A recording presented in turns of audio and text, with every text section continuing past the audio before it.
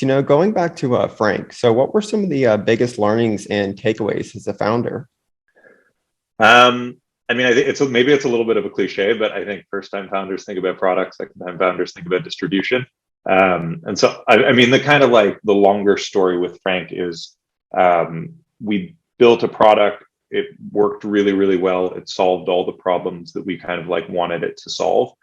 Um, we had lots of money going through the system, lots of lending, et cetera, et cetera.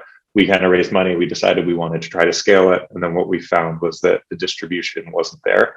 Lending money to friends and family is a relatively low margin business, but it feels very high stakes. It feels very heavy.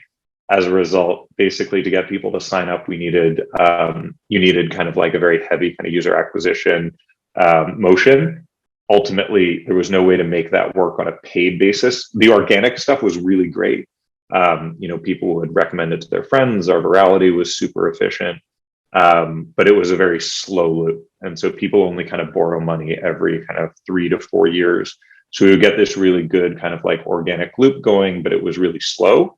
And then we couldn't get the kind of like paid loops going just because the kind of unit economics were so out of whack that it didn't make any sense to do it. So, I think we kind of built the product. We were super excited by the product. We had these like amazing green shoots when it was just in kind of the kind of closed beta of friends and family.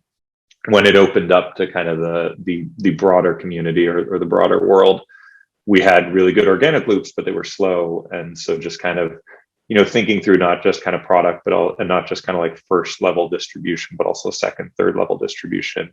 I think was the biggest lesson I learned from that from the whole experience.